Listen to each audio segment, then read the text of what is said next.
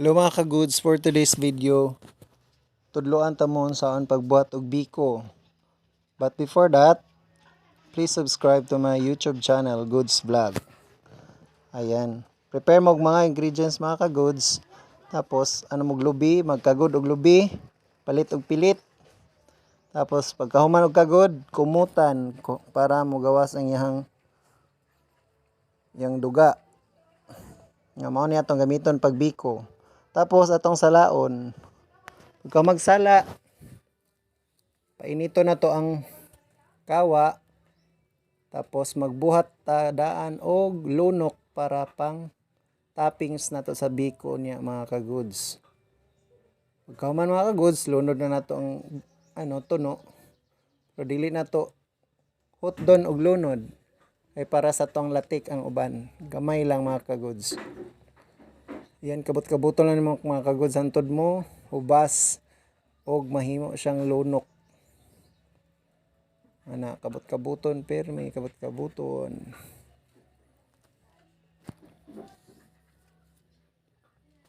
Yan mga ka-goods.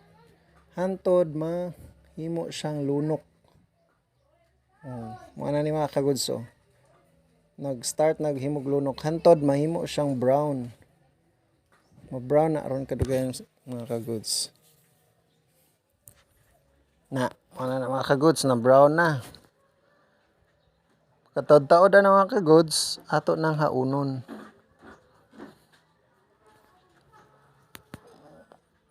Gihulat lang ako ma-brown tanan mga ka-goods. Saka na to haunon siya mga ka-goods. Ana, brown na tanan, haunon na. So next step mga ka-goods, prepare ta sa tong pilit. Ato ang kilsandaan para makuha to yung mga abog-abog. Na human ako kilis mga ka-goods. Pagka humagkilis, gitak ang nato ang kuan. Tapos while gitak ang na nato tong kuan, naluto nato ang pilit, magbuhat na taog latik. Yan, first gibutang nato ang kinugay na asukar. 1/4 na kinugay na asukar or brown sugar. Tapos na siyang palanayon. Tapos pagkatadtaod, ibutang na nato ang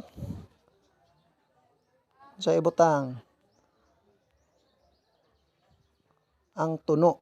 Dugangan din ako siya asukar mga ka-goods kay para mutamis ang ato ang kuan. Tapos gibutang na nako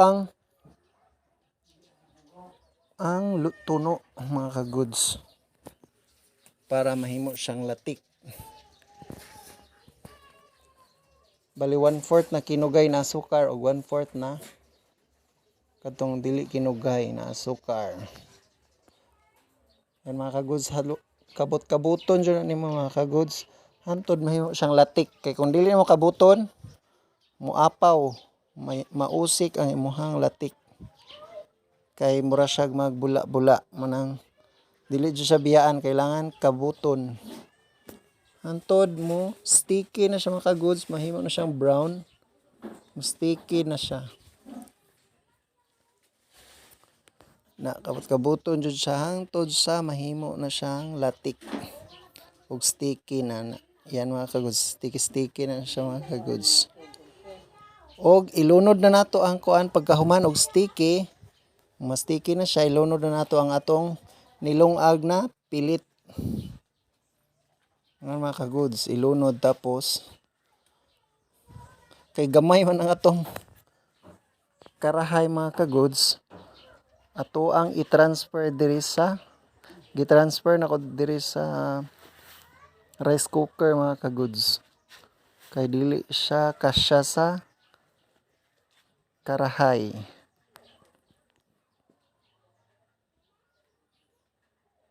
Yan mga ka-goods. Transfer ko.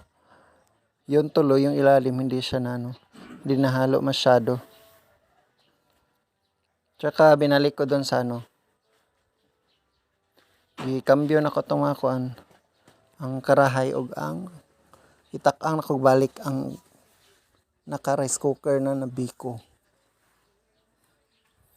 Agyan lang po nagtatapos ang vlog ko mga ka-goods. Please subscribe my YouTube channel, Goods Vlog. And please support my Facebook page, Rosard Godin. And I thank you.